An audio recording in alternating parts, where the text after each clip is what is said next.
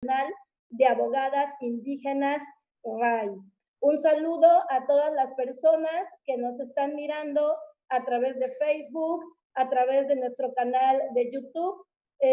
Doy la bienvenida también a nuestras panelistas. Es un honor para mí poder compartir este espacio con ustedes. Doy la bienvenida a Yuteíta Hoyos, quien es integrante de la Red Nacional de Abogadas Indígenas, RAI, a Norma Don Juan, que es coordinadora de la Coordinación Nacional de Mujeres Indígenas, CONAMI. También doy la bienvenida a Nelcy Q, que es vocera de las Casas de la Mujer Indígena, CAMIS, y también a Estefanía Vela, que es directora de Intersecta, quien no es indígena, pero sí es una compañera feminista aliada que ha caminado junto con nosotras para generar información, datos, análisis que nos ha permitido dentro del movimiento de mujeres indígenas poder con esta información incidir en espacios internacionales. Con esto también celebro que mujeres indígenas y feministas establezcamos canales de diálogo, rompiendo no solamente las fronteras geográficas, sino también las fronteras epistemológicas desde un enfoque de horizontalidad para poder construir estos puentes de colaboración entre los diferentes movimientos y con otras compañeras y con otras compañeras feministas que aportan, digamos, a nuestra lucha. Entonces, antes de dar la palabra, quisiera hacer una breve introducción del por qué estamos haciendo este webinar sobre mujeres y pueblos indígenas, al que hemos llamado Racismo y Patriarcado en tiempos del COVID. Como sabemos, la contingencia sanitaria ha visibilizado y ha exacerbado las diferentes discriminaciones que viven las personas, las colectivas o los grupos que de por sí poco o nada han sido incluidos en la política pública y en los presupuestos del Estado. Hemos visto cómo la contingencia ha afectado de manera desproporcionada a las mujeres en situación de violencia, al tener que convivir mayor tiempo con los agresores, al incrementar factores de tensión y estrés debido a la crisis económica, también al reducirse las redes de apoyo con las que cuentan las mujeres en situación de violencia, ante, digamos, esta campaña de distanciamiento social, ante este quédate en casa, y por ende también la movilidad y la posibilidad de buscar ayuda, de buscar refugio se ha visto reducida. Sin embargo, cuando se trata de violencias contra las mujeres indígenas, los agresores son múltiples. También el Estado, también los militares, las transnacionales e incluso las autoridades comunitarias juegan un papel importante en este ejercicio de violencia. En este webinar vamos a escuchar qué es lo que está pasando en este momento con los derechos de las mujeres indígenas en los diversos espacios que ocupan, en la casa, en la comunidad, en las ciudades, en sus tierras y en sus territorios. También vamos a mirar cómo se están afectando no únicamente los derechos individuales, sino también cómo se están afectando estos derechos colectivos. Y por eso hemos invitado a platicar de este tema a nuestras compañeras expertas, en donde la dinámica será la siguiente. Cada una va a tener una intervención de hasta máximo 12 minutos, en donde abordarán diferentes perspectivas: el acceso a la justicia, las políticas públicas, militarización, etcétera.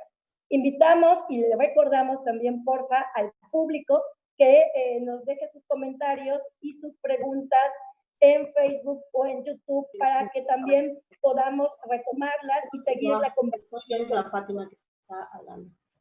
Entonces, abrimos el espacio con nuestra primera invitada, Yuteíta, quien nos platicará sobre la situación de las justicias y las mujeres indígenas en estos momentos de contingencia. Adelante, Yuteíta.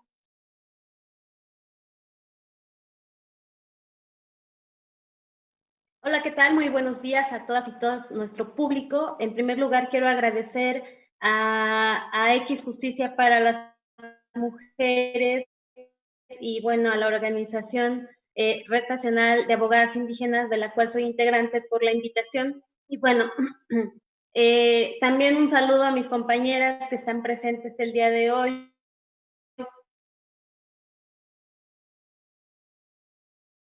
Compartir nuestras experiencias y de esta forma poder articularnos para poder contrarrestar y resistir a las violencias estructurales del Estado. Y bueno, me corresponde hablarles el día de hoy acerca del contexto de discriminación que las mujeres indígenas estamos viviendo para acceder a la justicia estatal y comunitaria, y cómo esto se ha recrudecido a partir de la crisis sanitaria derivada del COVID-19. Para empezar, es necesario hablar de un contexto de discriminación de las mujeres indígenas. En nuestro país el racismo es exacerbado. La población indígena en México sufre a diario muchas muestras de discriminación racial, discriminación estructural, que vamos viendo que a lo largo de los años esto se representa en la limitación para acceder a muchos de los derechos, y como es el caso actual, el derecho a la salud. Ahora bien, cuando hablamos del ejercicio de los derechos, cómo acceder a la justicia, y esta desigualdad estructural de la que he hablado deriva principalmente de muchos prejuicios y concepciones sobre el origen étnico, los rasgos culturales o incluso el color de piel en nuestro país. En específico, cuando hablamos de las mujeres indígenas, sin duda estamos hablando de una marginación histórica y sistemática, porque esto nos ha bloqueado muchos derechos. Nos encontramos aún más excluidas que la población indígena en general. Las mujeres estamos aún más rezagadas por parte del Estado.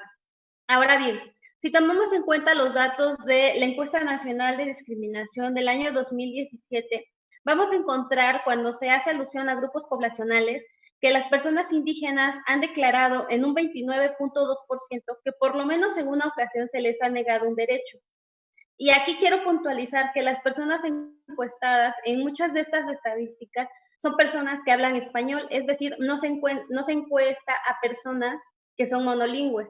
Entonces, veamos estas estadísticas de forma más superflua, pero es importante decirlo, ¿no? Hay un alto porcentaje de la población indígena que ha declarado que al querer acceder a un derecho, como lo puede ser la atención médica, acudir a una institución para poder acceder a un programa social, o a las oficinas de gobierno en general, como puede ser un juzgado, se le ha negado el derecho a acceder a estos mecanismos institucionales. Ahora bien, cuando hablamos de mujeres, estamos hablando de un grupo poblacional en donde un alto porcentaje ha declarado vivir violencia. Por ejemplo, en la encuesta nacional sobre la dinámica de relaciones en los hogares, en DIRE del 2016, que es la última que se realizó, un 66% de las mujeres han declarado que han vivido un hecho de violencia en su vida. Entonces, si nosotros hacemos una interacción, si hacemos un análisis transversal de esta situación, estamos hablando que por ser mujeres, la condición de género sí implica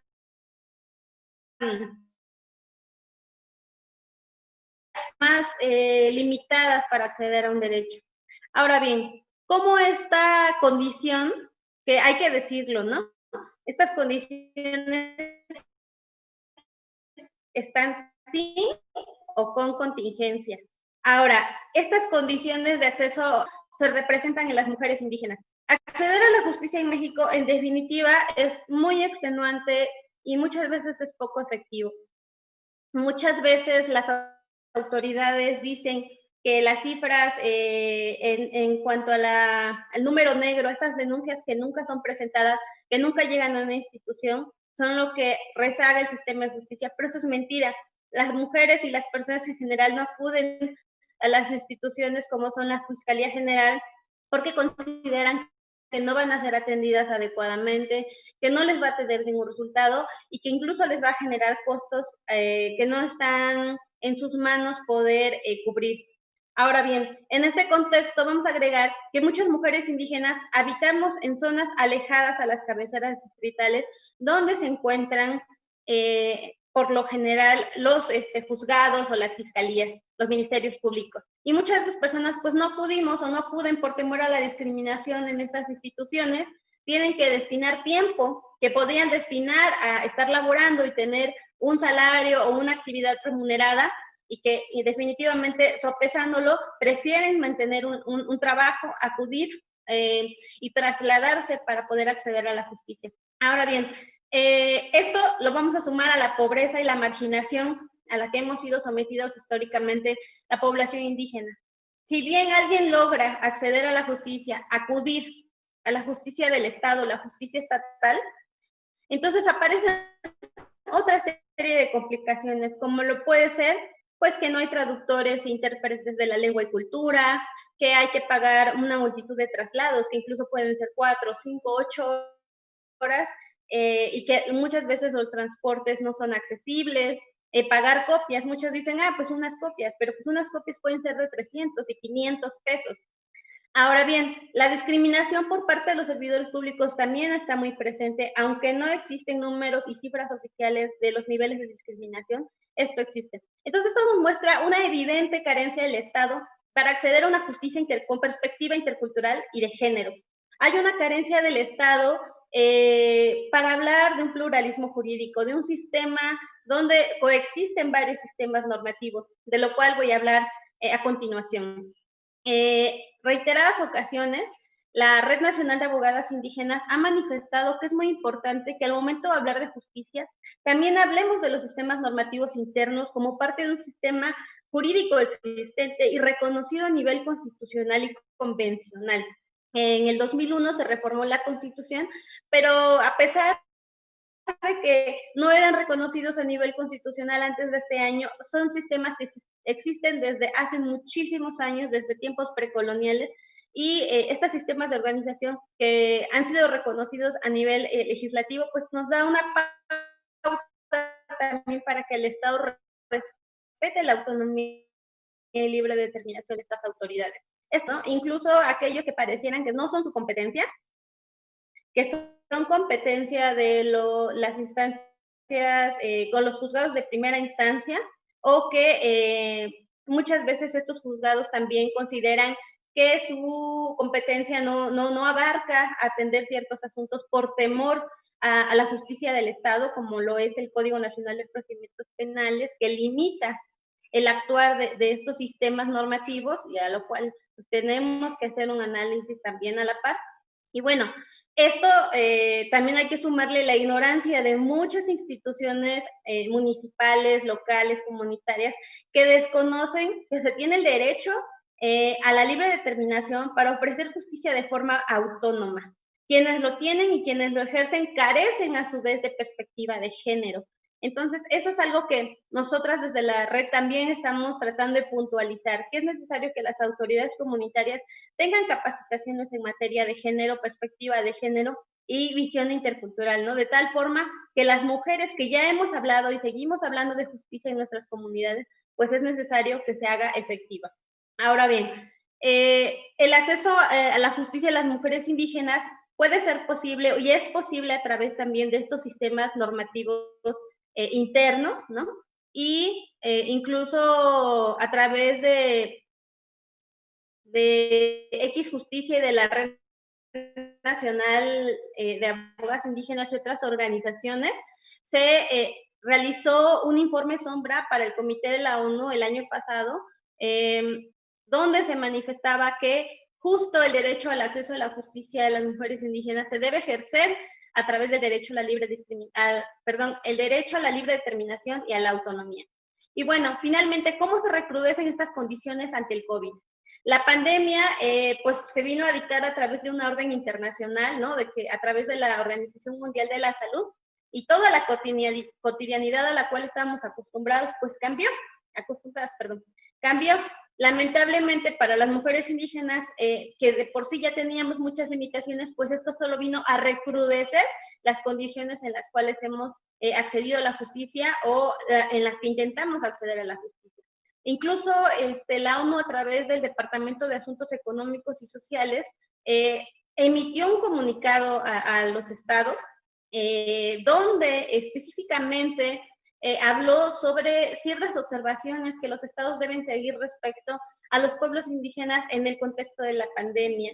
Es decir, se sabe en el ámbito legal internacional que los pueblos indígenas nos encontramos en una situación aún más vulnerable que la población en general frente a una contingencia sanitaria como la que estamos viviendo.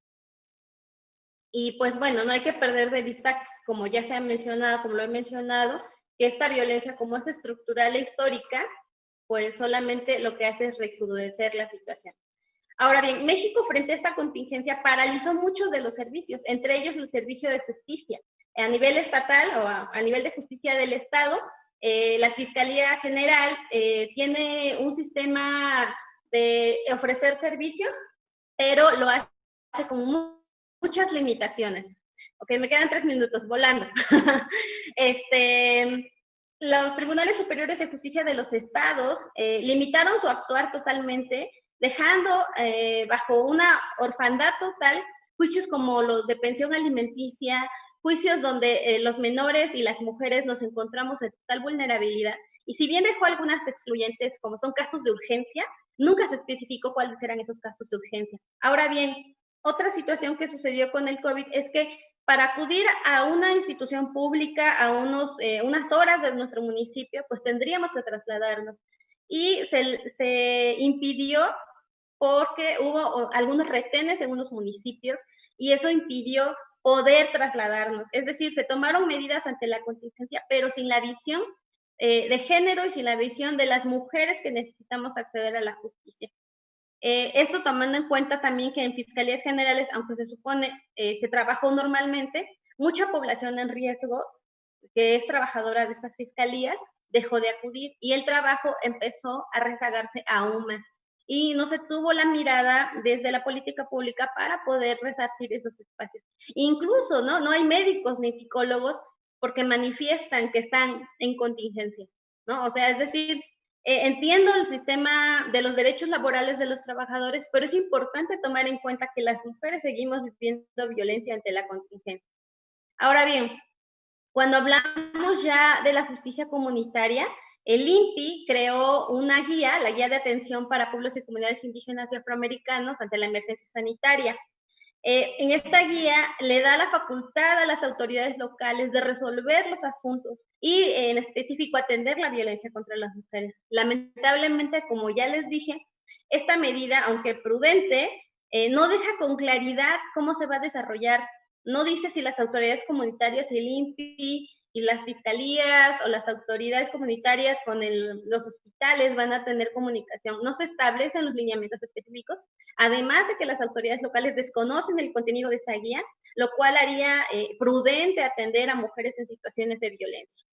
Y bueno, ya para terminar, es importante decir que la justicia comunitaria se encuentra atendiendo estos asuntos, sin embargo, pues no le da la prioridad, no se la dio antes de la contingencia, no se la está dando ahora, y para eso es muy importantísimo, es súper importante, me salió lo importantísimo, es muy importante que tomemos en cuenta la labor que realizan algunas organizaciones como son las Casas de la Mujer Indígena, que ya nuestra compañera Nesli va a tomar este tema en específico, pero las Casas de la Mujer Indígena juegan un papel importantísimo en el acceso a la justicia. Ellas incluso se han elegido como autoridades locales donde son respetados sus acuerdos, sus convenios, y que ante el recorte, pues han quedado sin este apoyo, el recorte del 75% al INPI que hay que estar recordando.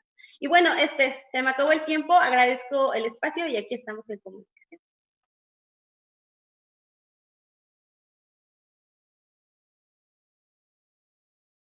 ¿no? Muchas gracias, Yuteíta.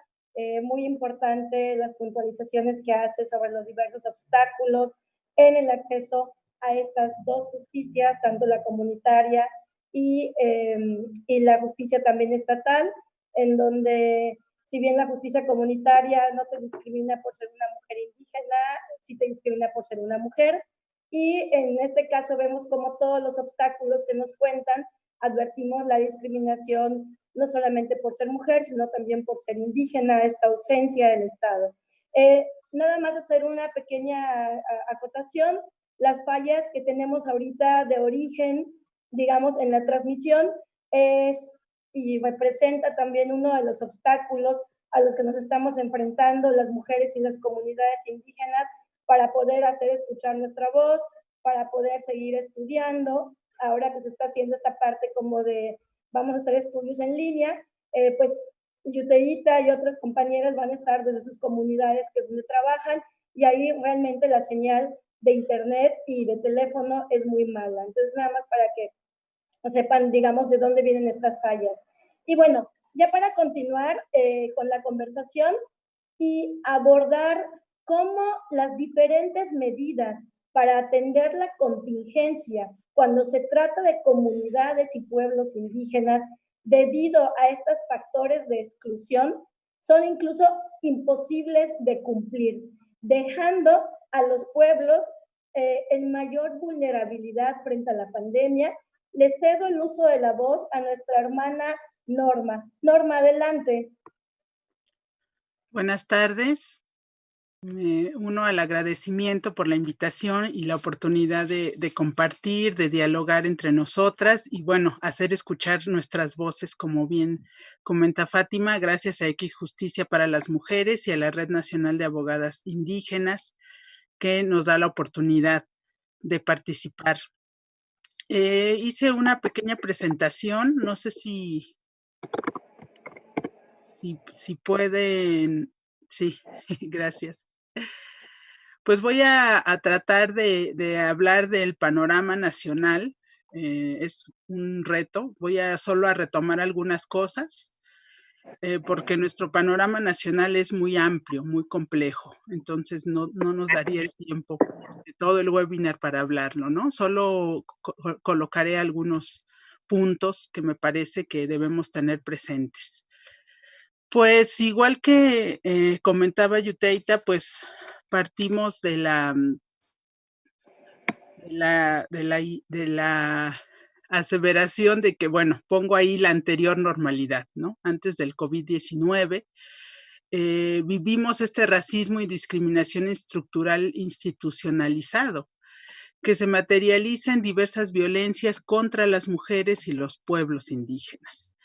Y me atrevo a retomar un ejemplo que justo Fátima compartía en otro webinar hace algunos días, en donde en el censo 2020 se omiten las preguntas que permiten que las personas que se autoadscriben como indígenas queden registradas como tal.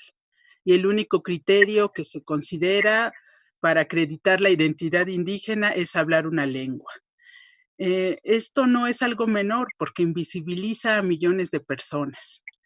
Invisibiliza el saber cuántas mujeres somos, dónde estamos, cuáles son nuestras edades y cuáles son las situaciones y necesidades y problemáticas que tenemos específicamente.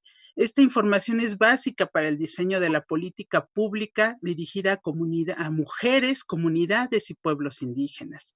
Entonces, desde ahí partimos que no se le está dando la importancia a esto, a esta información, y entonces ahí decimos, ¿dónde están esto que se dice de primero a los pobres, ¿no? ¿Qué tipo de políticas públicas en los próximos años se estarán generando para atender y atacar estas brechas de desigualdad que existen? Durante el COVID-19, ¿qué ha pasado?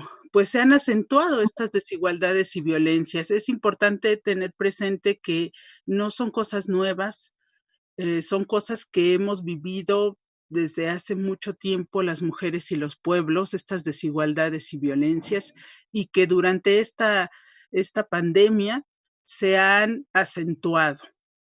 Alguien diría, nuestros derechos humanos también están en cuarentena. ¿Cuáles son las medidas que se implementan ante el COVID-19? Pues el quédate en casa. Podemos decir que estas medidas son generales para toda la población sin considerar los grandes contrastes y las realidades que vivimos las mujeres y pueblos indígenas. En algunos lugares, como están viendo esta fotografía, es de población desplazada en un conflicto que tiene ya 46 años. Y existe entre Chenaló y Chalchihuitán un conflicto por tierras y que se ha ido agravando a lo largo de estos 46 años por la presencia de grupos paramilitares. Esta situación tiene desplazadas a más de 4,000 personas. Ya se ha ido documentando por la ONU y por distintos organismos. Hay organizaciones, varias organizaciones de derechos humanos que están tratando de que se dé atención a esta población, porque es una crisis humanitaria. Esta población vive durmiendo al aire libre, como dice ahí, entre la maleza, sin alimentos.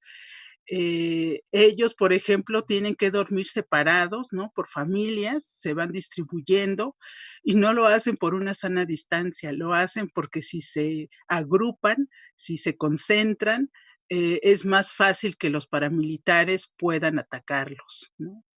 y asesinarlos. Entonces, son situaciones que están existiendo en nuestro país y que no se están considerando y no se están implementando medidas especiales para esto. Se considera que hay alrededor de 9,000 personas desplazadas en nuestro país por la presencia del crimen organizado y por los paramilitares. No ha habido acciones tampoco para el desarme y por lo tanto no hay condiciones para que estas personas vuelvan a sus casas, ¿no? Entonces, quédate en casa en esta situación es imposible, irrealizable, que se lleve a cabo. Y pues si vemos otros ejemplos, aquí estamos viendo cómo se vive también en las zonas urbanas. La población indígena se considera ajena a la ciudad, ¿no? Ahí somos invisibles. Ha habido algunos avances como aquí en la Ciudad de México, sin embargo es insuficiente. Ahí vemos al lado izquierdo esta solicitud de la comunidad otomí que ha sido desalojada del predio que ocupaba aquí en la ciudad, en la colonia Roma, y que pues ahí ellos lo dicen, ¿no? No podemos seguir la recomendación de lavarnos las manos porque no tenemos agua potable. No podemos aplicar la sana distancia porque vivimos hacinados y en campamentos. No podemos aplicar el quédate en casa porque no hay casa, ¿no? Estamos viviendo en la calle. Entonces, son las situaciones que se vive entre la población, tanto en zonas rurales como en zonas urbanas, ¿no? Y aquí vemos otra fotografía de un asentamiento irregular que desgraciadamente es muy común en las grandes ciudades del país, donde hay un acceso limitado a servicios básicos. No hay agua potable, no hay servicios de saneamiento, los espacios son insuficientes, es decir, son viviendas por lo regular de 1 o 2 piezas, en donde se vive en hacinamiento, ¿no? Y son viviendas en mal estado o con material provisional. Una señora ya adulta mayor decía que el hecho de que ella no se quedara en casa, uno era porque tenía que salir a vender sus dulces para poder llevarse algo a la boca, y 2, porque el estar en su vivienda era imposible porque era una vivienda de lámina en donde se concentraba el calor y no podía ella soportarlo, ¿no? Entonces, tampoco es posible para ella quédate en casa. La otra recomendación es lavarse las manos y la sanitización de ropa y vivienda. Pero ¿qué pasa si no tenemos el acceso al agua? ¿No? El conflicto que existe en Ayutla, en San Pedro y San Pablo Ayutla, que ya lleva 3 años este conflicto, y en donde se ha destruido su sistema de agua y tuberías, pues hace mucho más difícil la situación. Estaba leyendo que justo ya se empezaron a registrar los casos de COVID ahí en estas comunidades y no tienen agua, no tienen nada de agua para que puedan llevar estas medidas, ¿no? Y pues aunque ha estado interviniendo y se han estado estableciendo algunas mesas de diálogo con el gobierno del estado en Oaxaca, pues no se ha logrado restablecer el sistema, ¿no? A pesar de esta emergencia sanitaria, no pueden resolver este conflicto que está afectando el derecho a la salud, a la educación, a la justicia, al agua, ¿no? Es una serie de derechos los que se ven afectados. Y en la otra imagen, pues vemos a una mujer que está con su cubeta, lo que pasa también en las zonas urbanas, ¿no?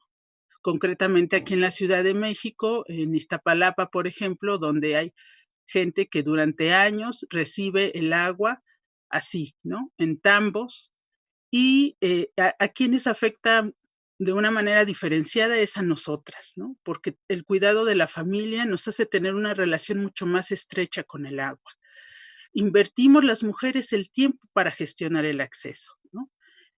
Son muchas las mujeres que están llamando a las pipas, que van a las oficinas, que están en la espera de que llegue el servicio. Y también se invierte el agua para comprar, el dinero para comprar agua, ¿no? Para beber y cocinar.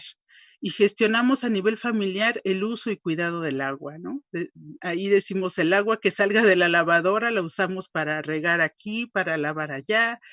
Entonces, eso nos implica a nosotras tiempo, trabajo, ¿no? Un desgaste también importante.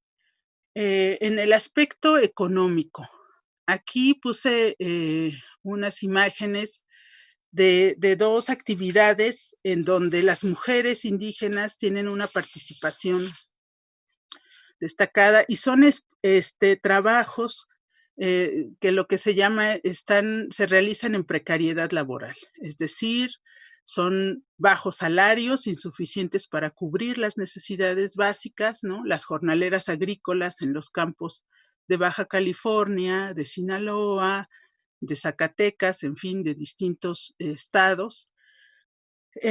Jornadas largas y pesadas de trabajo, ¿no? Escasez de trabajo en esta contingencia, hay una sobreoferta de mano de obra, no hay seguridad social ni prestaciones, los periodos de descanso no existen, ¿no? Y hay insuficientes o nulas medidas sanitarias, ¿no?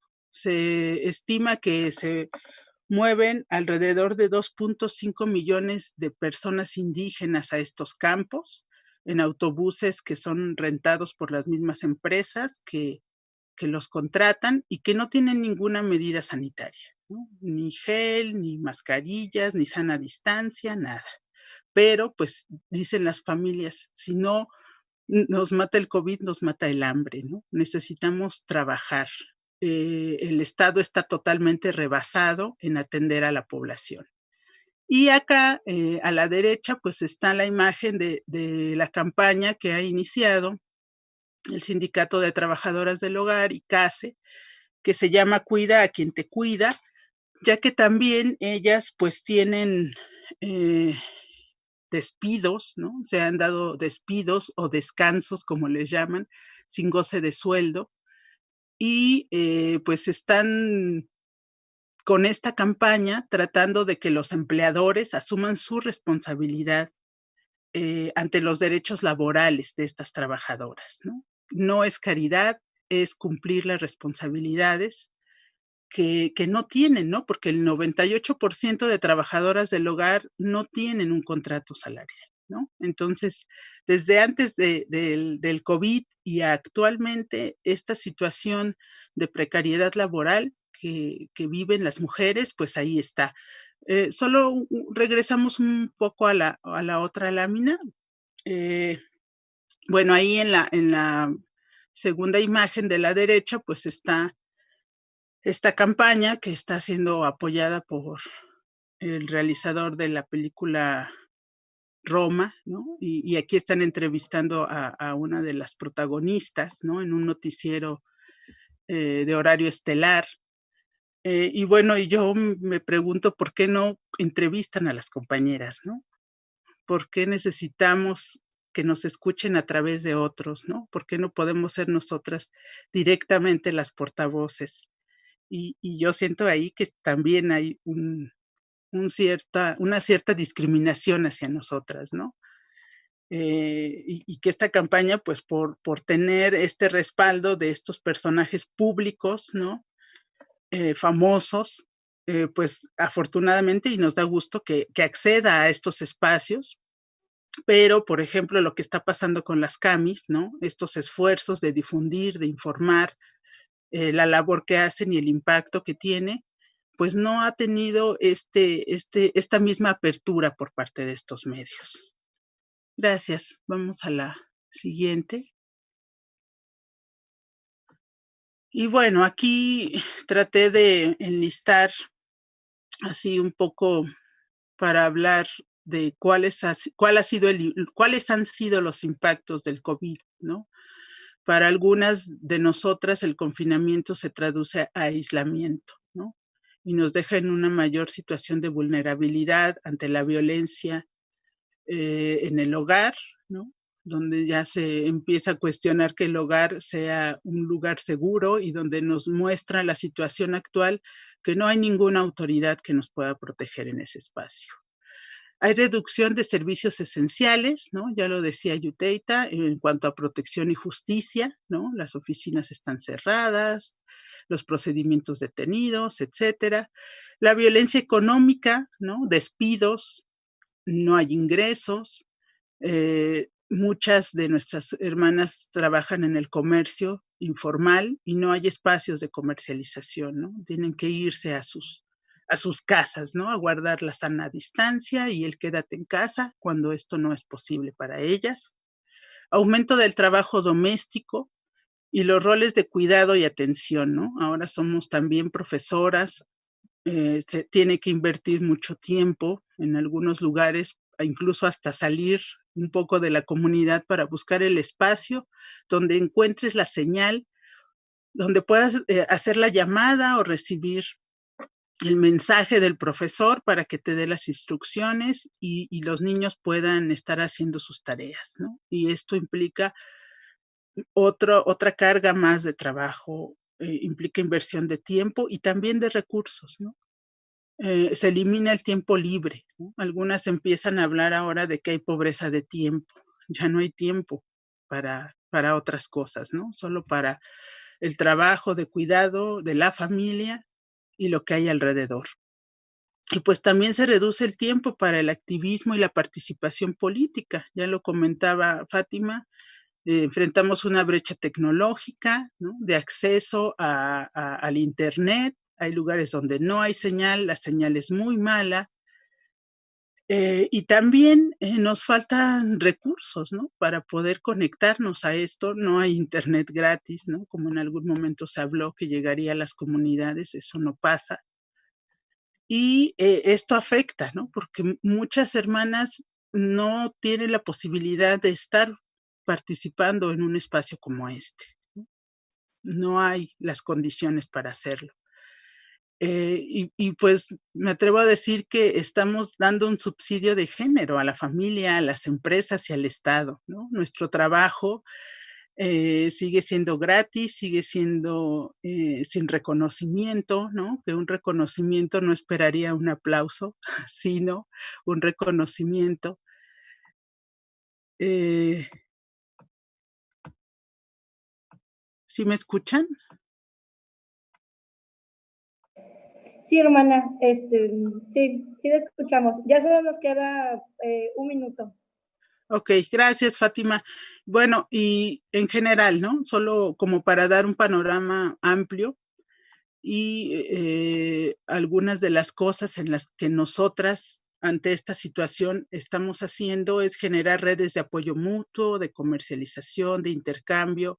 La foto de nuestras hermanas donde establecieron un espacio de trueque.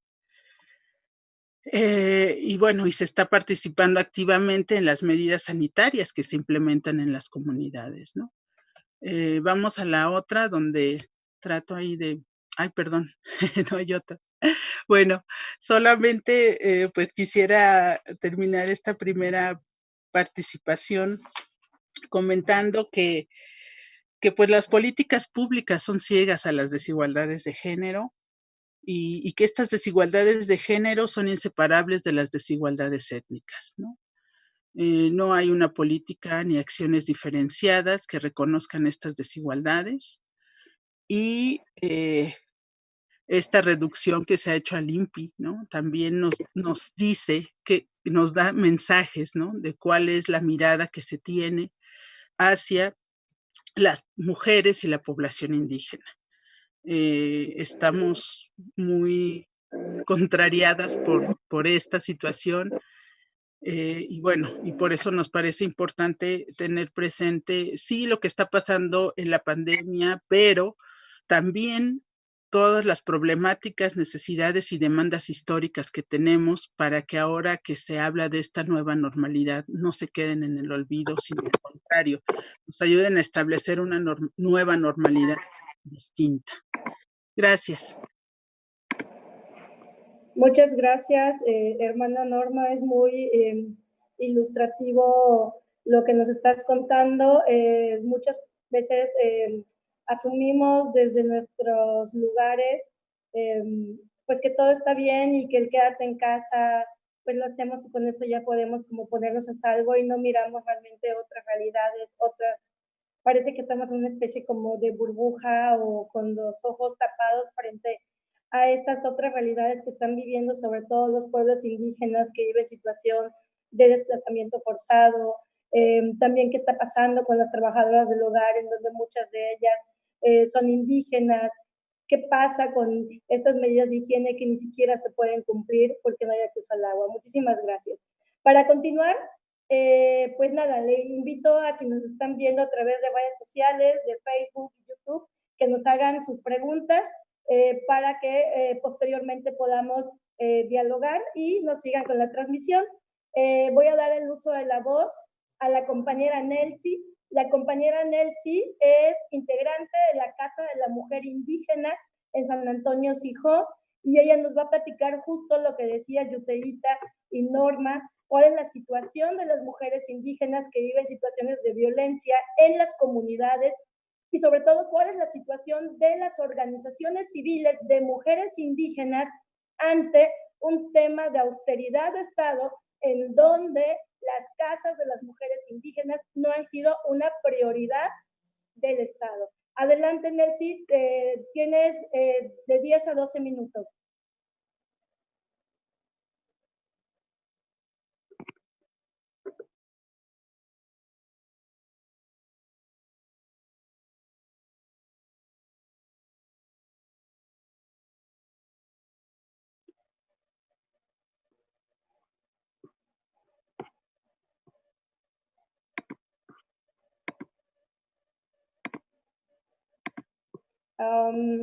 Parece que tenemos algunas dificultades justo porque Nelcy se encuentra en la comunidad. Vamos a ver si se puede conectar, si no pasamos con nuestro siguiente participante.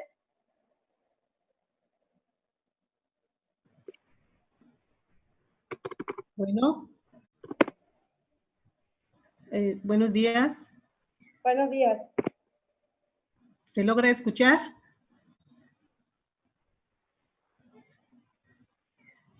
Sí, Nelcy, te escuchamos. Adelante. Muy bien. Pues antes que nada, un agradecimiento, ¿no?, a este espacio que nos están brindando.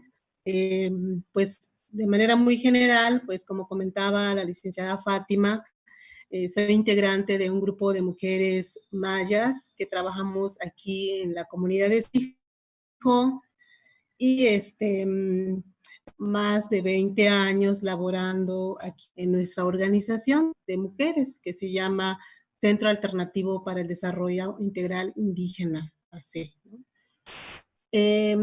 Nuestra organización trabajamos con mujeres, niñas y niños y adolescentes para las comunidades mayas. Entonces, nuestro objetivo principal es mejorar la salud integral, las relaciones de equidad, de igualdad entre mujeres y hombres, también haciendo incidencia social y poder trabajar, por ejemplo, nuestra identidad maya, nuestras prácticas, también fortalecer nuestra autosustentabilidad a través de nuestro colectivo de mujeres, ¿no? Ahora, actualmente, en la Casa de la Mujer tenemos prácticamente más de 8 años que estamos realizando las actividades de prevención y atención a la violencia familiar y de género y la promoción de la salud integral a las mujeres de estas regiones. Prácticamente nosotras abarcamos los municipios de aquí cercanas, que son 2, y más de 17 comisarías por la cual estamos incidiendo, ¿no? Entonces, de manera muy general, la Red Nacional de Casas de la Mujer Indígena es una iniciativa que tuvimos las mujeres indígenas a través de la operación de las Casas de la Mujer Indígena y actualmente afromexicana, ¿no? Esta red nacional está integrada por más de 20 organizaciones que son las que nosotras estamos colaborando y que están ubicadas en varios estados de la República, ¿no?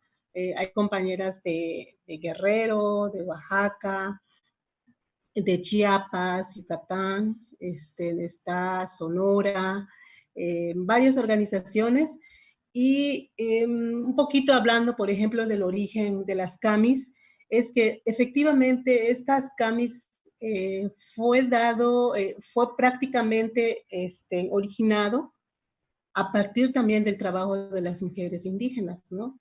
A partir de una experiencia comunitaria donde nuestras compañeras estén interesadas en la problemática de la violencia de género, en la problemática a la cual se enfrentan sobre el tema de la salud sexual y reproductiva, en la problemática de la falta de atención a la salud y las afectaciones, por ejemplo, de la salud materna en mujeres embarazadas, fue como también los motivos por los cuales estos grupos de mujeres, nuestras compañeras, que realmente les reconocemos esta labor, que son las que iniciaron las Casas de la Mujer Indígena, que fueron como 5 camis pioneras que les decimos, fueron las que iniciaron todo este proceso de gestión, de participación. Y en este tiempo, la Secretaría de Salud fue la que aportó un recurso económico para que se pueda hacer una prueba piloto en las comunidades, ¿no? Donde están ubicadas esas camis, ¿no? Hicieron todo un trabajo de identificar las regiones donde existen estas iniciativas de las mujeres, de las compañeras que estaban haciendo alguna actividad en la región, ¿no? Entonces, a partir de allí se inicia como un proceso de ejecución de las camis como una prueba piloto, y de allí fuimos como ya, creo que en estos tiempos estaba la CDI, que era la Comisión Nacional para el Desarrollo de los Pueblos Indígenas, ¿no? Que en este caso se fue como apropiando esta iniciativa y se fue como construyendo a partir de la participación igual de las colegialas en este tiempo, un modelo de atención a la violencia desde el enfoque intercultural y desde el enfoque de género, ¿no? Considerando como los contextos concretos y particulares de cada región, ¿no? Entonces, a partir de este modelo, nosotras y varias organizaciones más que nos hemos sumado, porque no solamente ha sido como una oportunidad en la cual se reconocían las experiencias de las organizaciones, sino también de mirar y de empezar a dar respuesta a esta problemática de violencia que se daba en las comunidades y que efectivamente son problemáticas diferenciadas en comparación con las mujeres que vivimos o que estamos en una zona más urbana, ¿no? Entonces, A partir de allá, pues fuimos como sumando varias CAMIs. Actualmente existen 35 casas de la mujer indígena y afromexicana. En la red, como les comentaba, tenemos más de 20 casas de la mujer indígena y afromexicana. Incluso hay compañeras que han estado en estos tiempos en contacto con nosotras porque pues también están como en esta preocupación de lo que va a pasar con el tema de la cancelación de los recursos, ¿no? Bien sabemos que en las casas de la mujer indígena, como les comentaba, a pesar de que existe o existió en su momento un modelo que guiaba las fases de construcción y de operación, pero también estaba la posibilidad de adecuar a nuestro contexto intercultural, ¿no? Entonces, eso hacía que cada CAMI apropiara elementos valiosos de sus comunidades, ¿no? Por ejemplo, algunas prácticas tradicionales, como la atención de las mujeres embarazadas con la sobada, el uso, por ejemplo, de algunas alternativas de sanación, ¿no? Por ejemplo, la participación de las médicas o los médicos tradicionales, ¿no? Y lo más importante es nuestra lengua también, ¿no? El uso de nuestra lengua, porque una de las cuestiones que nosotras siempre hemos dicho de las casas de la mujer indígena y afromexicana, que somos mujeres de las mismas comunidades, que damos ese servicio, que damos esa atención y que obviamente eso repercute en una cercanía, en una sintonía con las mujeres con quienes nosotros estamos atendiendo, con quienes estamos acompañando y con quienes estamos de alguna manera orientando, dando la consejería, ¿no? Entonces, prácticamente todos estos avances, bueno, digamos que estos logros que hemos tenido como casas de la mujer indígena ha sido como también gracias a todo un esfuerzo también y el reconocimiento a nuestras compañeras de todas las comunidades por la cual han estado muy, muy entregadas, han estado muy comprometidas con toda esta labor, ¿no? Y incluso dentro de los resultados podemos decir de que somos mujeres promotoras, además somos gestoras, somos defensoras, somos traductoras, que hacemos todo este proceso de acompañar.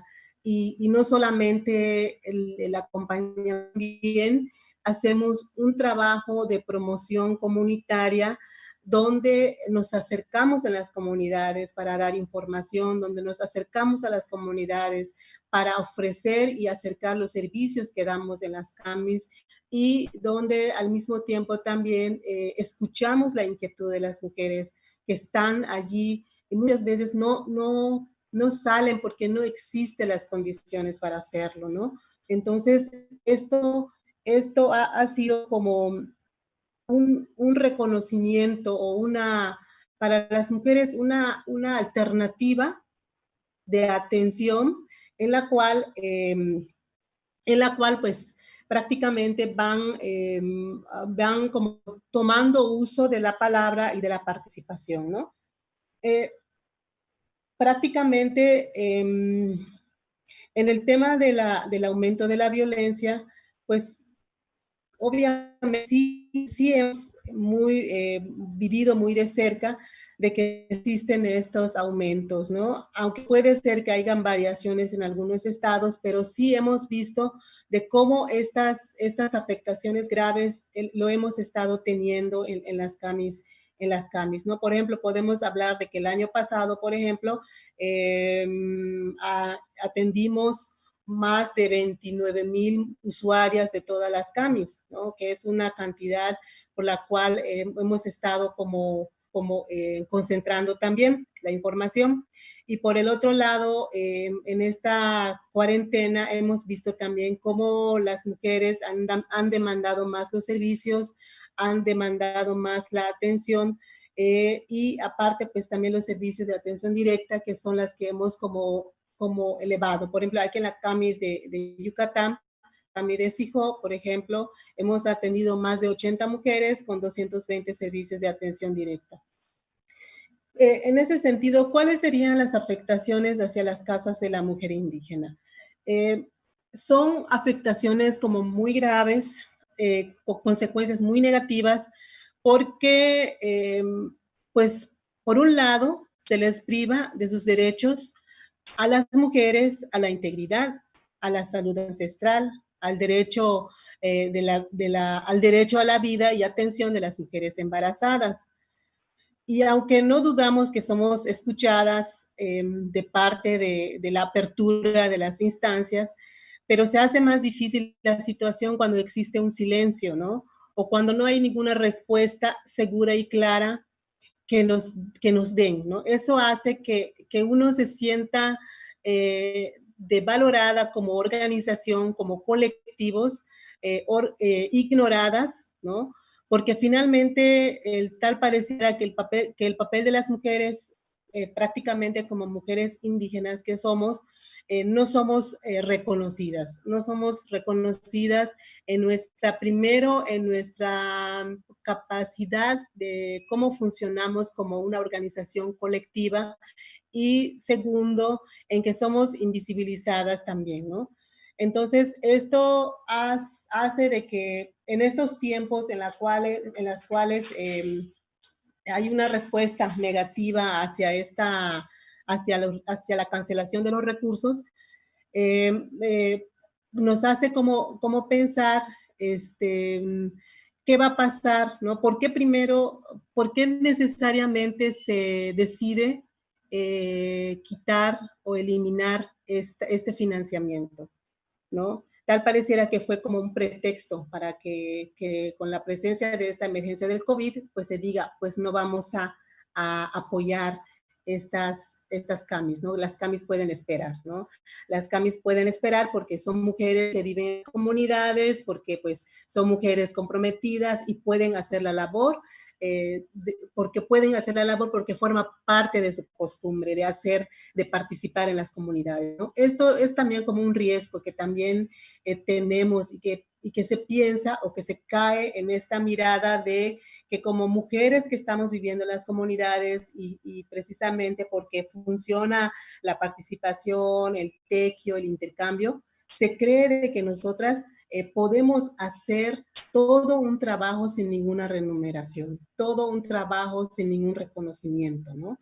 Entonces, entendemos de que hay muchísimas cuestiones que hemos avanzado como comunidades, o sea, estamos en este proceso también de reconstruir nuestros valores, nuestra cultura, de reconstruir como todo un sueño donde realmente exista esta igualdad. Pero desgraciadamente esto no se da de la noche a la mañana, se requiere de todo un proceso y ese proceso es donde realmente no se está mirando, ¿no? Entonces, uno de los ejemplos, por ejemplo, de cómo vivimos con una cuestión de casos cuando enfrentamos una situación de violencia familiar, es, como comentaban las compañeras, es mucho más fuerte, pues porque primero no contamos con la facilidad y la agilidad del manejo de los medios electrónicos, ¿sí? Por ejemplo, de hacer una llamada telefónica y de hacer una visita a la fiscalía por desconocimiento, porque no tenemos cómo y aparte, pues no podemos como tener todas estas herramientas de igual manera, ¿no? Entonces, ¿qué va a pasar con estas mujeres que solicitan los servicios? ¿Qué va a pasar con estas mujeres que están siendo atendidas para un embarazo, para una atención de parto? ¿Qué va a pasar con estas mujeres que te dicen que necesito una atención urgente, necesito ser escuchada? ¿Qué va a pasar con ellas? ¿Qué va a pasar con las mujeres mayores que llegan buscando alguna escucha, alguna atención porque se quedaron con traumas vividas en una situación de violencia familiar de hace mucho tiempo, ¿no? ¿Qué va a pasar con estas afectaciones de salud que están allí y que sin las CAMI no podrían resolver o buscar un bienestar integral, ¿no? Entonces, pues desgraciadamente estamos en una situación muy complicada, tal pareciera que no existimos y esto parece que no, y no nos lo dicen de forma literal, pero también es un tipo de discriminación a nuestros derechos como mujeres indígenas, es un tipo de discriminación a nosotras, a que no tengamos como los derechos a vivir una vida sin violencia y sin todo lo que nos genera esta situación, ¿no? Entonces, pues muchas gracias por este espacio y pues esperamos las preguntas. Muchas gracias, Nelcy. Como tú dices, es lamentable que dentro de las políticas del gobierno lo más sacrificable sean estos presupuestos de las casas de las mujeres indígenas, que por la ausencia del Estado y por los diversos obstáculos que las mujeres tienen para acceder a la justicia, son la primera opción de las mujeres indígenas cuando viven situaciones de violencia. Haber cancelado los recursos de las casas de las mujeres indígenas representa un atentado al acceso a la justicia, a la protección, a la salud de las mujeres indígenas, y también es muy lamentable la posición del Instituto Nacional de Pueblos Indígenas, el INPI, cuando en un comunicado su directora Adelfo Regino pues dice que las CAMIS podrían operar con el compromiso y con la voluntad de las mujeres que trabajan en las organizaciones, pues como pueblos y como comunidad estamos acostumbrados a hacer ese tipo de actividades, que en algunas comunidades le llaman tequio. Pero bueno, ya esperaríamos que también él hiciera tequio y donara parte o todo su sueldo, ¿no?, a las CAMIS para poner a salvo a muchas mujeres indígenas de estas casas. Entonces, desde ahí también lanzamos, desde la Red Nacional de Abogadas Indígenas, desde X Justicia, una exigencia para que se asegure el presupuesto de las casas de las mujeres indígenas.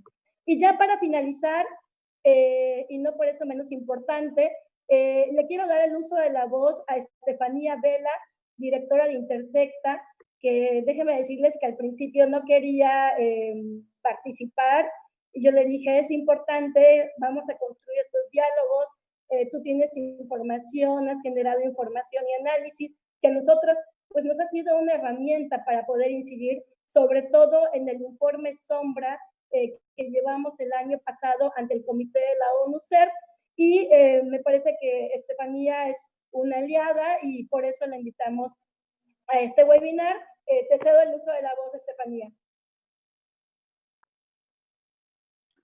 Bueno, Fátima, primero que nada, muchas gracias por la introducción y muchas gracias por la invitación.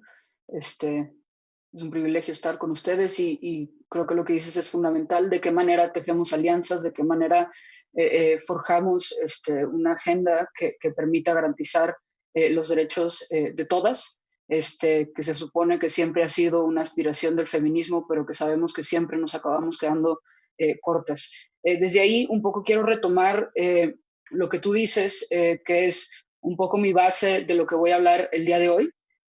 Como dijo Fátima, el año pasado nos juntamos 5 organizaciones, entre ellas la Red Nacional de Abogadas Indígenas, X Justicia para las Mujeres, CEPIADET, la Red Nacional de Refugios e Intersecta, para hacer un informe sombra para el Comité de las Naciones Unidas de la Discriminación Racial, porque al Estado mexicano le tocaba ser evaluado para ver qué tanto había cumplido con sus obligaciones que se generan bajo la Convención para eliminar la discriminación racial. El informe sombra lo pueden encontrar en línea para quien tenga interés y está enfocado en ver cuáles son los retos que enfrentan las mujeres indígenas para acceder a la justicia, en 2 sentidos, tanto cuando sufren violencia, sufren discriminación y buscan el amparo del Estado, como cuando ellas mismas son perseguidas, ellas mismas son violentadas por el Estado. Y retomo ese informe porque creo, como han dicho las compañeras que me antecedieron, que mucho de lo que ya sabíamos, o sea, de lo que detectamos previamente se está viendo hoy en el contexto de la pandemia, no es nuevo. Lo único que hace la pandemia es exacerbar de alguna manera, como ya dijeron todas, la discriminación y la violencia sistemática que viven, en este caso, las mujeres indígenas. Me gustaría empezar por ahí por un tema muy concreto que ya lo han dicho, pero que en las discusiones, sobre todo que hemos tenido en las últimas semanas, me parece importante. Una de las ideas básicas que retomamos en este informe es que el Estado obviamente tiene la obligación de no discriminar y de garantizar que otras personas no discriminen. Entonces la pregunta relevante ahí es ¿hasta dónde el Estado hace un esfuerzo por saber qué está pasando? ¿Hasta dónde el Estado hace un esfuerzo por detectar la discriminación? ¿Hasta dónde hace el Estado un esfuerzo, por ejemplo, para abrir canales de comunicación con las mismas personas que padecen esta discriminación? ¿Hasta dónde abre espacios de diálogo con los grupos, las colectivas, las redes que se dedican a garantizar la seguridad de las mujeres? Y otra de las cosas en las que nos enfocamos, hasta dónde el Estado, por ejemplo, hace un esfuerzo por recoger todas las experiencias que en este mismo webinario se han dicho, todos los obstáculos que se enfrentan, hasta dónde el Estado hace el esfuerzo por recogerlo, por ejemplo, a través de sus censos, a través de sus encuestas, ¿no? ¿A quién mira el Estado? ¿A quién ve el Estado? ¿A quién cuenta el Estado? Y justo una de las cosas que nos dimos cuenta es que, por ejemplo, tratándose de la violencia y tratándose del acceso a la justicia, todos los instrumentos que ha diseñado el Estado para detectar la discriminación se quedan particularmente cortos cuando tratamos de ver cuál es la experiencia concretamente de mujeres indígenas y de mujeres afrodescendientes, mujeres afromexicanas. Y pongo, ¿a qué me refiero? Si nosotros quisiéramos ver, por ejemplo, cómo está el acceso a la justicia de mujeres indígenas, es muy difícil saberlo con los instrumentos que tiene el Estado. Si nosotros quisiéramos saber cómo la están pasando en términos de violencia a las mujeres indígenas, es muy difícil saberlo con los instrumentos del Estado. Y pongo dos ejemplos concretos ahorita de la contingencia. Como saben, desde que el presidente, hace 3 semanas, el presidente negó que hubo un aumento en la violencia familiar, luego llamó, dijo que el 90% de las llamadas por violencia familiar son falsas.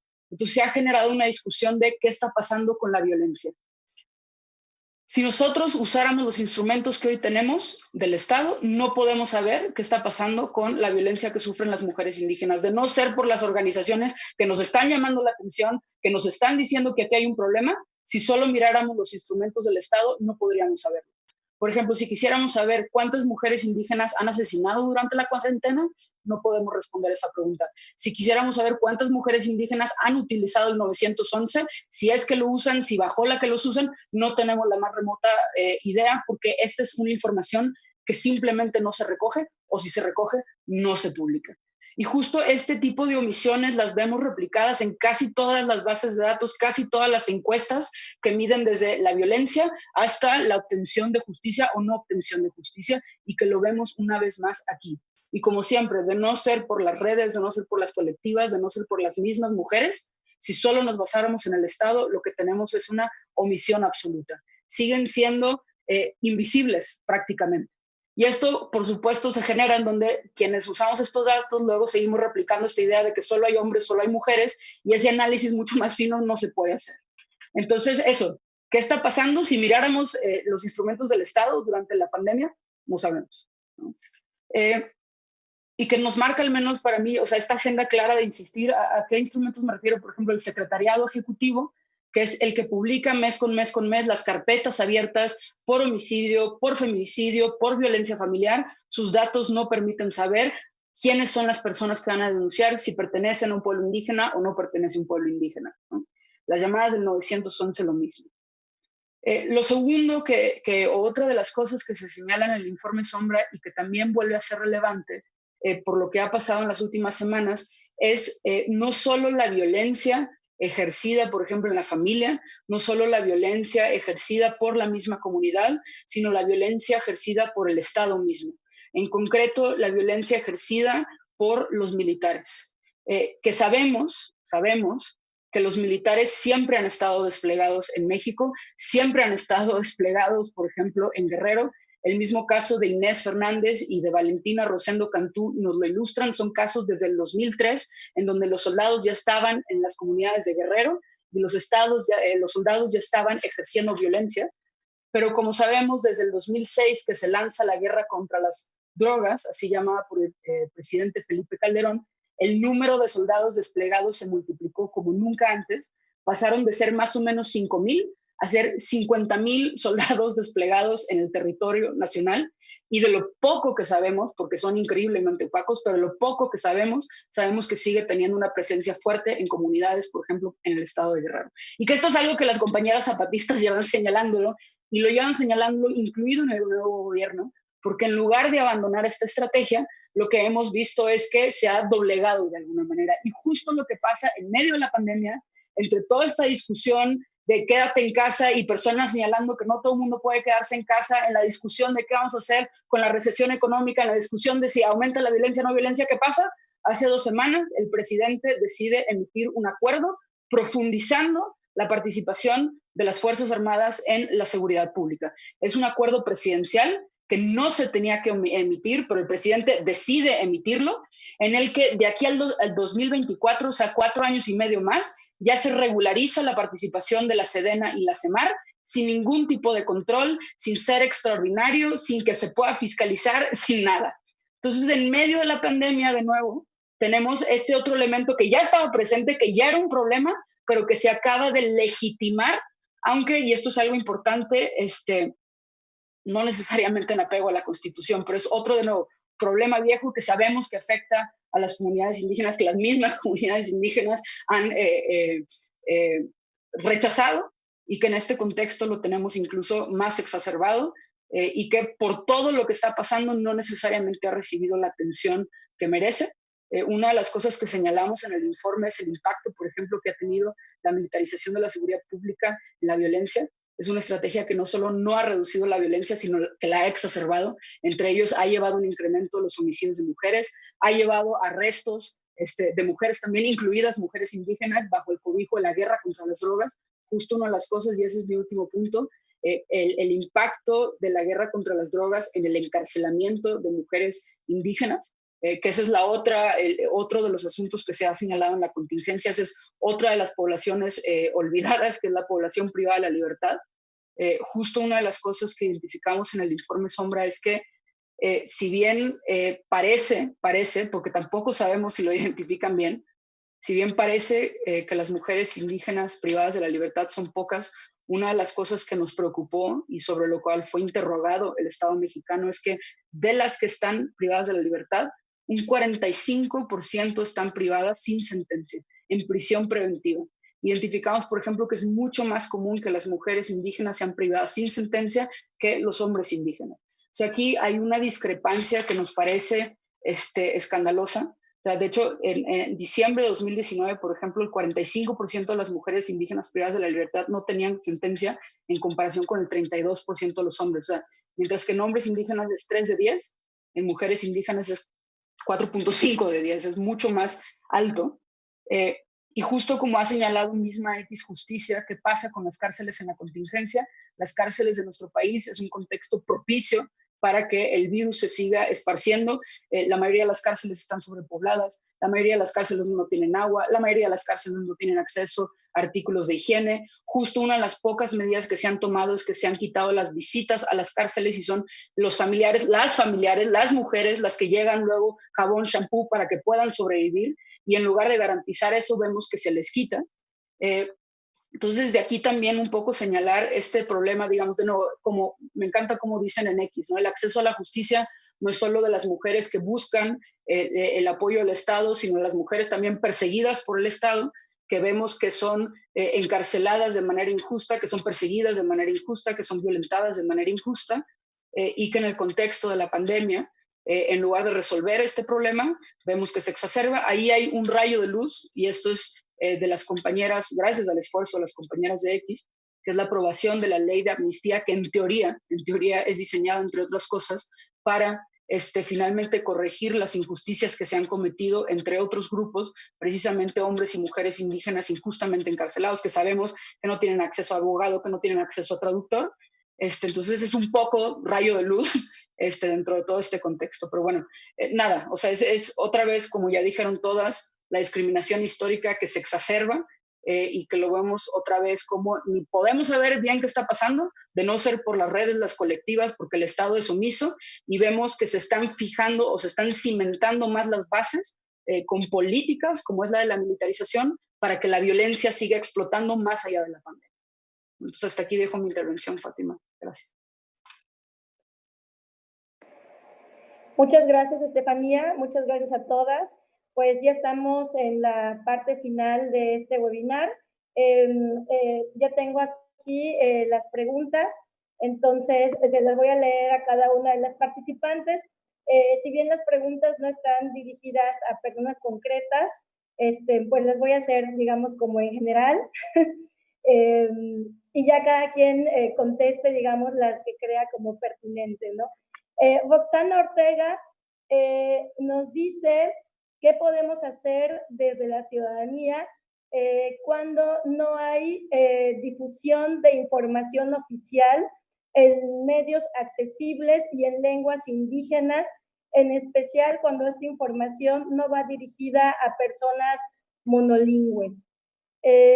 Ivana Ramos nos pregunta qué acciones está tomando el gobierno federal frente al desplazamiento de los pueblos indígenas, y también nos dice qué podemos o qué proponen más bien para atender la situación con perspectiva intercultural y de género, refiriéndose a desplazamiento. Laura Márquez nos pregunta qué acciones de defensa van a realizar las mujeres indígenas frente a la cancelación de recursos a las CAMIS, a las casas de las mujeres indígenas. También Laura Márquez habla de el decreto de militarización, que no necesariamente está vinculado a la emergencia sanitaria, y pregunta, supongo que es a ti, Estefanía, que si crees que se impugna, habrá una diferencia entre el Ejecutivo por parte, no se entiende muy bien la pregunta, pero entiendo como una diferencia al Ejecutivo por parte del Poder Judicial, o sea, si habrá como una diferencia, aun cuando no tenga que ver con un estado de excepción, sino con un decreto ejercido del Acuerdo 89 constitucional. Está un poco extraña. Y bueno, nada, esas son como las preguntas. Entonces, no sé, por ejemplo, Nelcy, si quieras contestar de qué acciones van a tomar las CAMIS para exigir el recurso.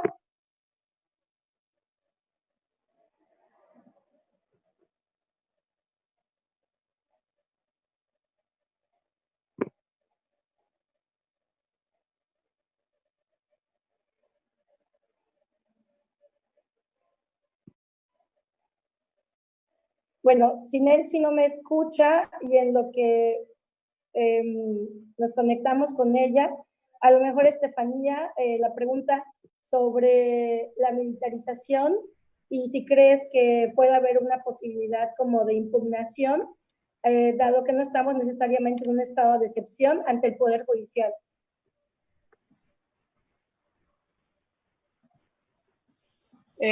Digo ahí, no, nada más para aclarar, no es que justificaran el acuerdo en la pandemia, o sea, es que coincide que en este caos de la pandemia emiten el acuerdo. Mucho se ha dicho, por ejemplo, que supuestamente se apega a la Constitución, porque en la Constitución justo el año pasado se reformó la Constitución. Para quien no recuerda, o sea, tanto Calderón como Peña Nieto trataron de darle un marco jurídico a las Fuerzas Armadas porque la Constitución lo prohibía. La Constitución prohibía que las Fuerzas Armadas hicieran labores de seguridad pública. Bajo Peña Nieto finalmente se aprueba la Ley de Seguridad Interior y la Corte lo declara inconstitucional. ¿Qué hace el nuevo gobierno? Trata de cambiar la Constitución para que la Corte ya no lo pueda declarar inconstitucional. Logran cambiar la Constitución en un artículo transitorio y ahí se faculta al presidente, si quiere, a usar las Fuerzas Armadas de manera extraordinaria, fiscalizada,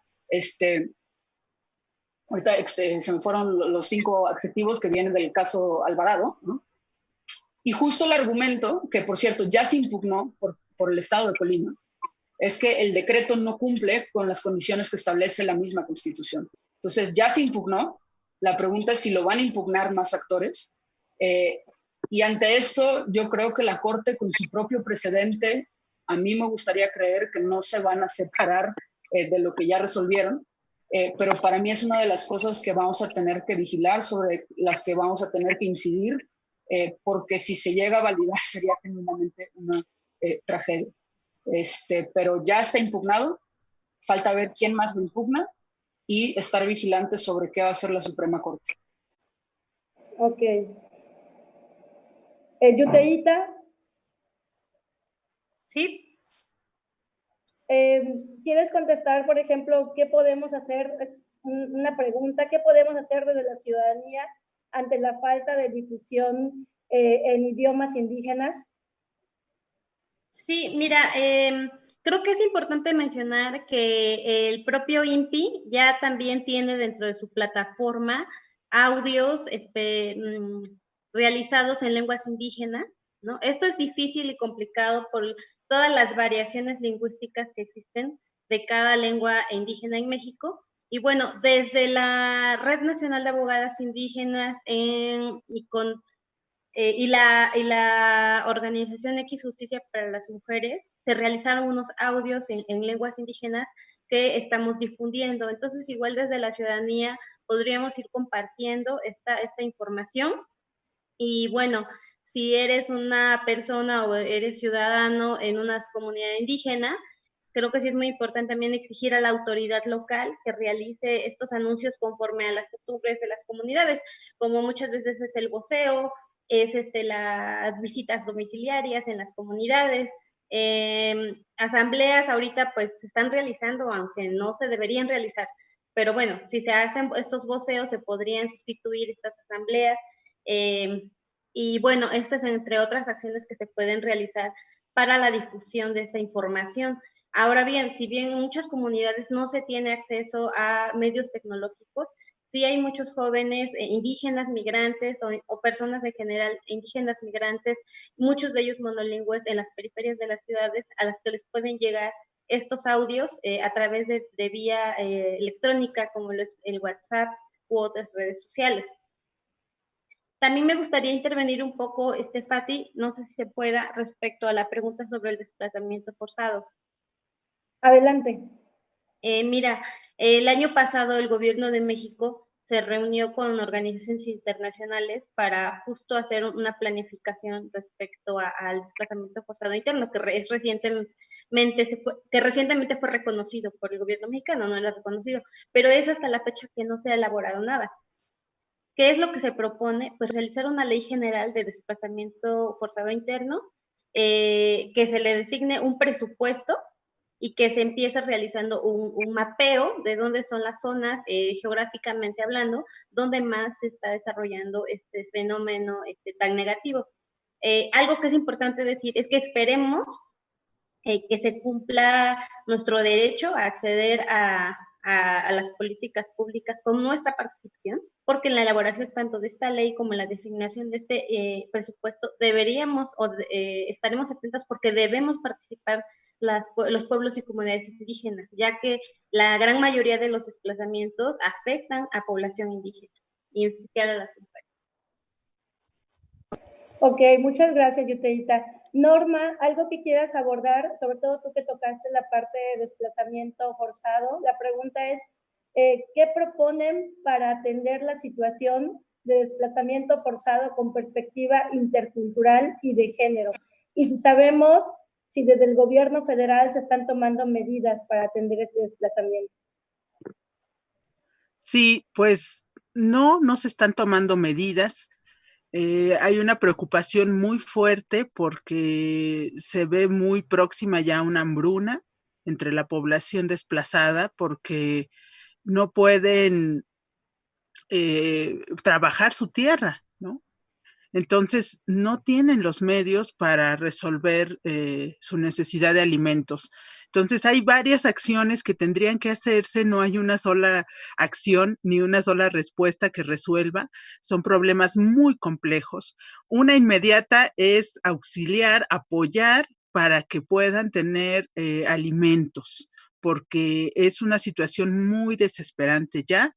Otra es que se inicien las investigaciones, que se realicen las investigaciones. En algunos casos ya tienen ubicados a estas personas que están teniendo este papel de paramilitares y no se ha actuado para su desarme. Entonces son cosas que ya se están ubicando, ya las organizaciones que han ido acompañando, como el Centro de Derechos Humanos Fray Bartolomé de las Casas en Chiapas, que ha estado ahí dando un acompañamiento, que han estado ahí insistiendo en que se apliquen. Ya se tienen ubicadas cuáles serían las medidas urgentes para realizar. Lo que le estamos pidiendo al Estado mexicano es que deje de ser omiso a sus responsabilidades, que actúe y pues que realmente entre a un trabajo de política fina con el gobierno estatal y local, porque también es una cuestión del ejercicio del poder. Hay cotos de poder en las comunidades, en los municipios, en donde hay que estar trabajando con ellos y tener mesas de diálogo que realmente lleven a acuerdos que se apliquen, ¿no? Porque luego se toman acuerdos que se quedan ahí parados indefinidamente. Entonces, lo que se necesita es que sí se actúe, que exista esa voluntad política, que es lo que no vemos, ¿no?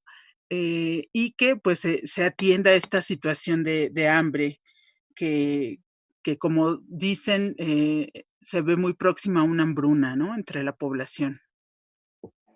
Ok, muchas gracias, Norma. Ya estamos llegando a la parte final. Compartimos un comentario de Patricia Rosete, en donde habla justo de estas omisiones y estos silencios, ¿no? Y dice, silencio como muestra de omisión. El INPI no se ha dignado a responder a la carta que le entregó la red de casas de las mujeres indígenas. Y en ese sentido vuelvo contigo, Nelcy, a ver si ya nos podemos conectar para responder la pregunta sobre qué acciones de defensa van a realizar las CAMIS frente a la cancelación del presupuesto.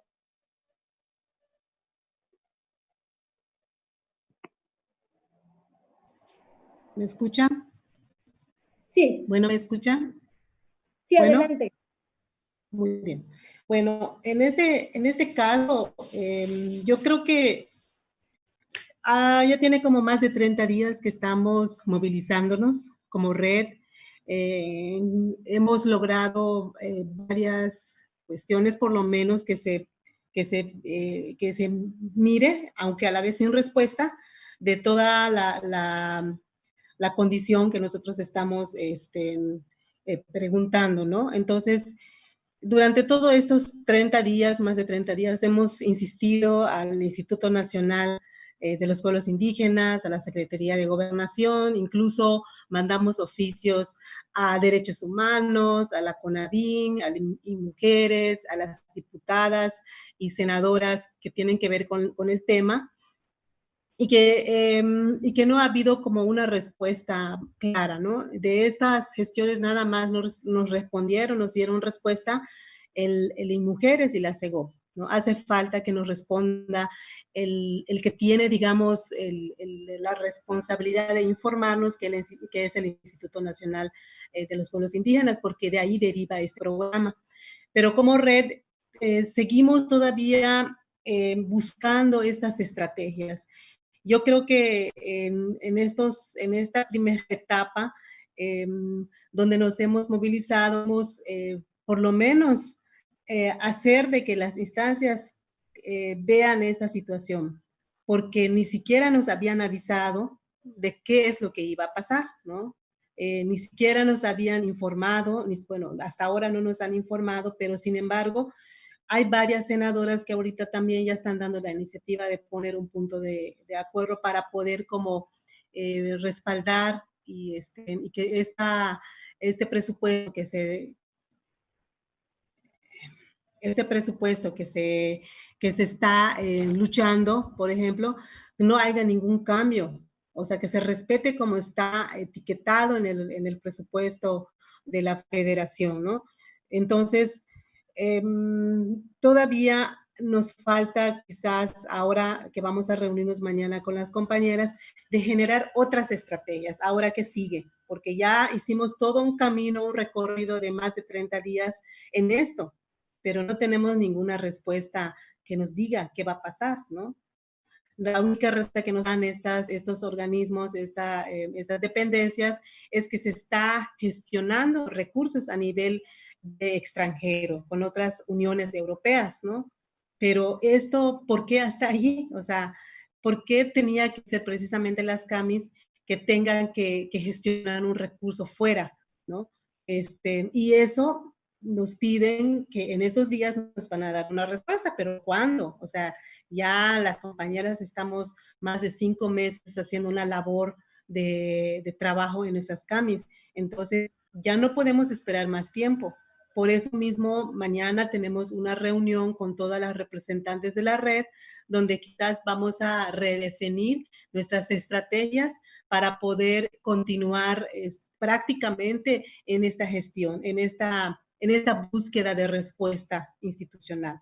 O sea, yo creo que es necesario de que las instancias no nos ignoren, no nos sigan ignorando, no sigan guardando el silencio, que den una respuesta y que cumplan con esa respuesta, porque el discurso existe y lo escuchamos todos los días, incluso se ha comentado de la preocupación, de que compartimos la preocupación de las CAMIS, estamos con ellas, pero necesitamos acción ya, necesitamos respuesta ya, ¿no? Entonces, nosotras vamos a seguir insistiendo, vamos a seguir haciendo nuestros movimientos gracias a estas organizaciones, a estas académicas, grupos de apoyo, asesoras que han estado acompañándonos en esta iniciativa, en esta gestión, ¿no? Incluso la Red Nacional de Refugios también que se ha sumado y todas esas organizaciones. Y yo creo que de esta manera como red también podemos seguir tramitando y no solamente eso, sino que también cómo poder irnos respaldando y apoyándonos como redes, ¿no? Pero ahí está nuestra labor, nuestra incidencia. Estamos día y noche buscando estrategias, platicando con las compañeras, escuchando cómo se sienten las compañeras, cuáles son las situaciones viables, las opciones por las cuales podemos nosotras accesar, podemos resolver, estamos en esta búsqueda, búsqueda de alternativas y que de alguna manera que no sea la última opción cerrar las CAMIS, ¿no? Porque finalmente las que van más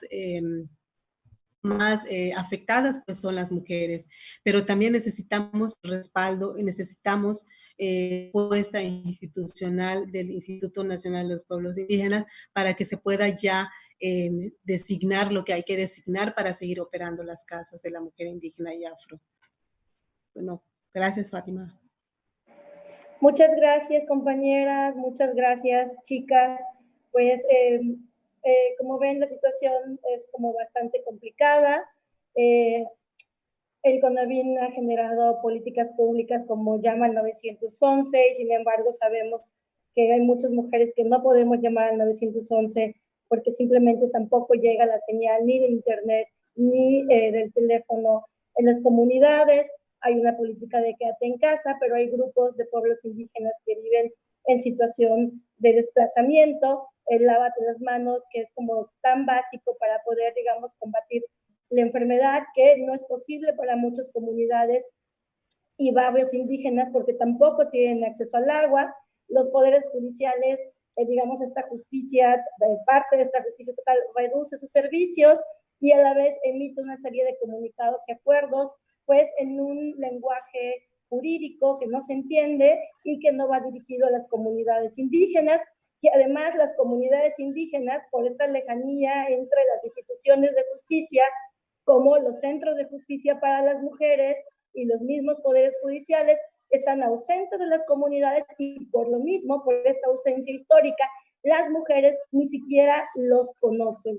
Por otra parte, las autoridades comunitarias, como no han recibido digamos, la atención y el reconocimiento necesario por parte del Estado, tampoco funcionan para el acceso a la justicia comunitaria de las mujeres y también ahí hemos advertido, y hay que decirlo, situaciones y prácticas que dañan el ejercicio de nuestros derechos y no como la cereza del pastel, dado todo este contexto, vemos aún así que la única posibilidad de acceso a la justicia la restringe el Estado cuando decide cancelar los recursos de las mujeres. Y sin embargo, estamos aquí dialogando, denunciando y generando, como ya hemos generado, estrategias para tejer redes, para buscar recursos y para seguir compartiendo esta información y esta exigencia al Estado para que garantice pues nuestros derechos. Por mi parte es todo. En nombre de X Justicia, muchísimas gracias. También en nombre de la Red Nacional de Abogadas Indígenas. Y bueno, nos vemos pronto. Gracias a todas. Gracias.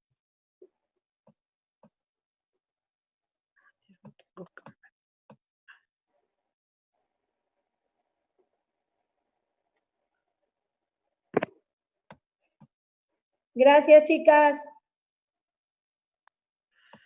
Muchas gracias, Fátima. Gracias a todas.